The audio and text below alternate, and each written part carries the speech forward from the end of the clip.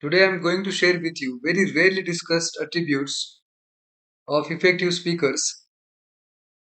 Usually, when we think about effective speakers, we imagine having a baritone voice, extensive vocabulary, and a charismatic personality. But all these three things are external. And sure, they do make people influenced, but there are some internal factors, and those are more influential than these three. These internal factors can be learned by anyone, even if you don't have extensive vocabulary or vocal charisma. But these internal habits can make you an effective speaker.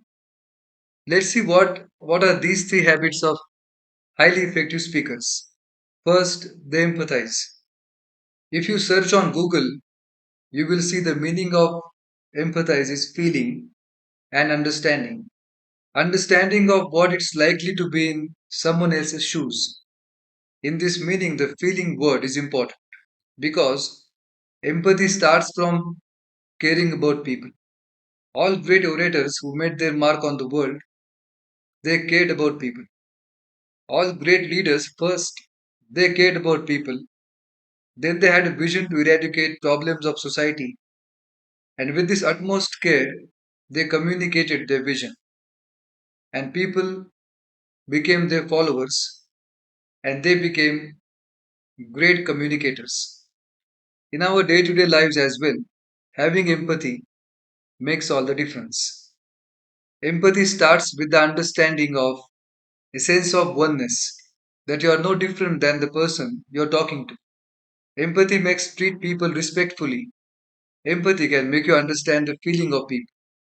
Empathy also helps you to speak in the proper tone. For example, if someone is speaking in a loud, harsh tone, he can't expect to become a good communicator. But he is changing himself and he is having empathy, he can become a good communicator. Because having empathy about people makes you speak in a respectful tone. Having empathy for people makes you use proper language. Having empathy will also help you to criticize without being offensive. Of course, if criticism is necessary. And yes, having empathy does make the difference. Second habit of highly effective speakers is they make people feel special.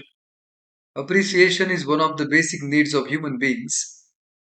So the respect is every individual has self respect and you always want to be treated well.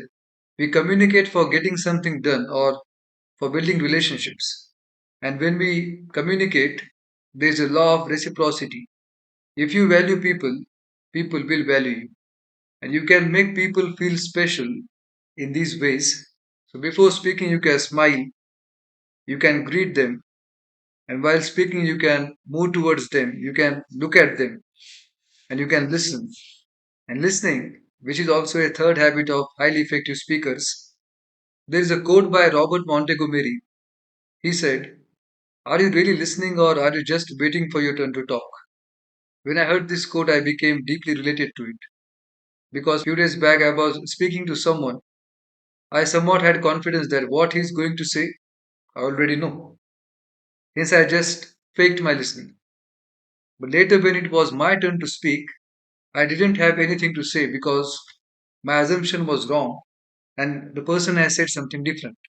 What I learned from this incident is that furthermore, I will listen without any assumption and I will not plan my response in an advance. This planning of what you are going to say while someone is still speaking makes you a bad listener because planning should be based on the content of the speaker, and this is what makes communication relatable. And here are ways how we can listen. First, by giving responses. By listening, we can say words like yes, okay, I understand. B. Paraphrasing and restating. Paraphrasing makes people believe that we are actually listening. Paraphrasing means saying already which has been said by the speaker, but in a shorter or a simpler form, or in our own words. And restating means you are reaffirming or again saying what has already been said, but in a different way. For example, if someone is saying, I could not meet you last Friday night because I had to sleep early to catch a train at 5 am. And you're restating it, yes.